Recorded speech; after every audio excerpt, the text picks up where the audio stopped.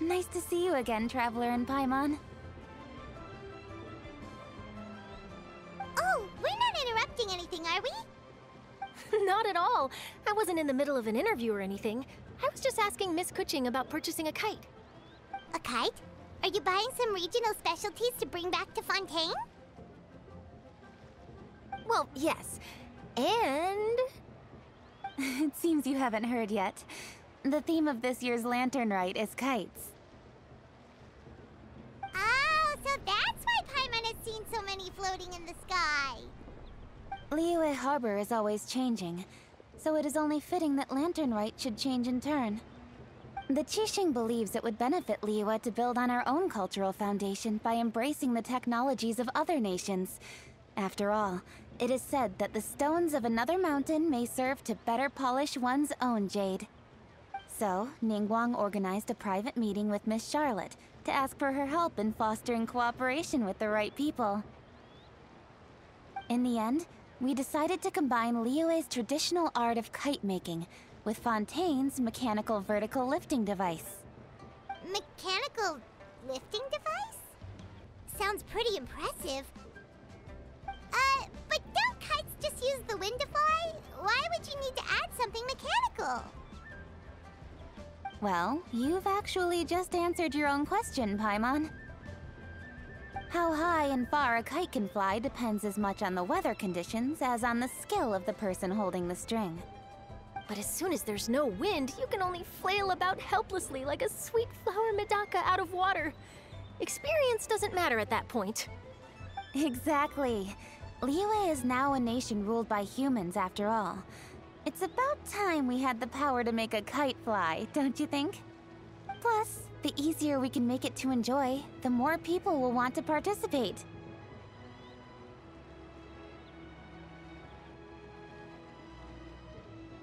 Right? I also thought it was a novel idea. Plus, it shouldn't cost much to do. With Miss Charlotte's help, everything has gone smoothly. Our new mechanical kites are already available to purchase from a stall in the harbor. We're having trouble keeping up with demand. We also gave quite a bit of thought to the price.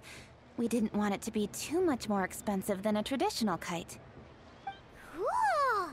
Turns out you two and Ningguang like playing with toys just as much as Paimon! Toys?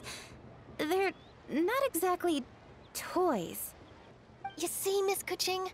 That does seem to be everyone's first reaction.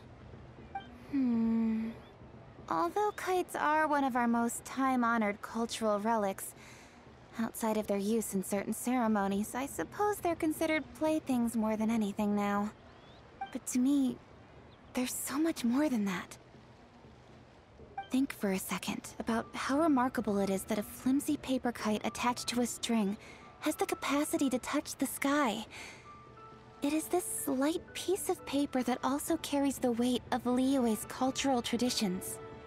There's an old poem that goes, "O kite born of paper, flying true and sound, a lone traveler wanders, just waiting to be found."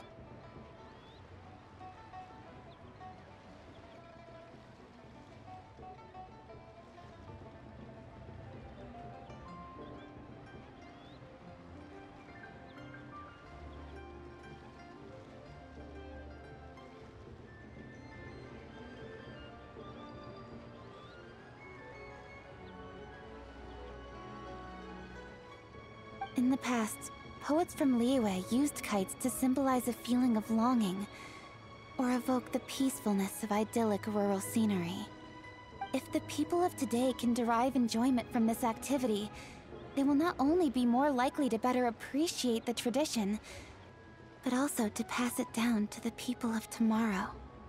That's the Kuching we know, always thinking 5 steps ahead of anyone else. Well said, Miss Kuching. I've learned quite a bit myself.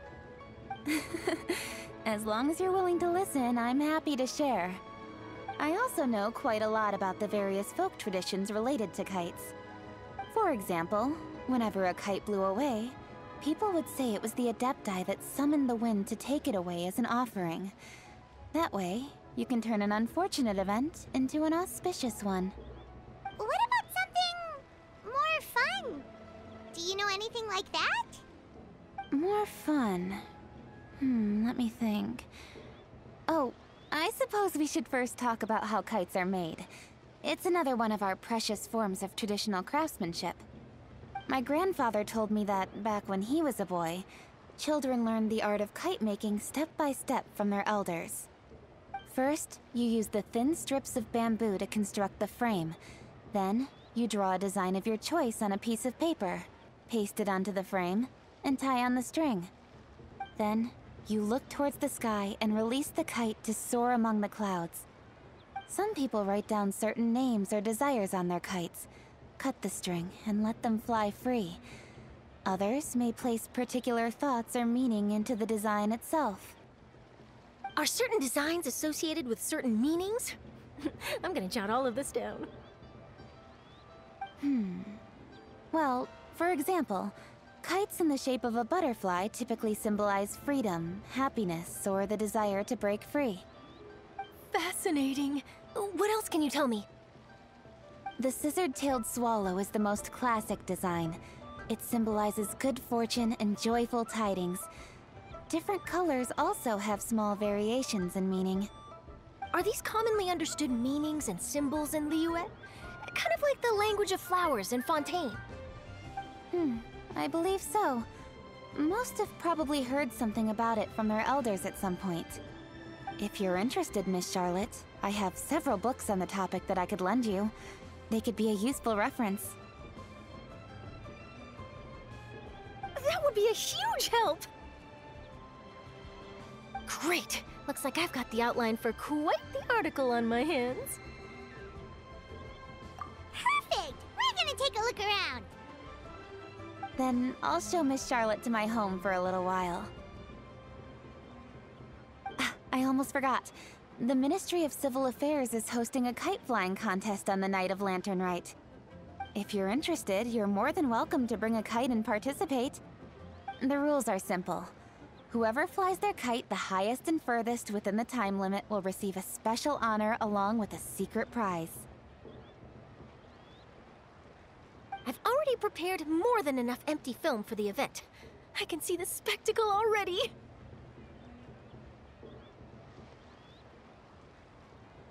Oh, Paimon was on board the moment you said secret prize. Then I'll look forward to seeing your performance. You bet! See you then!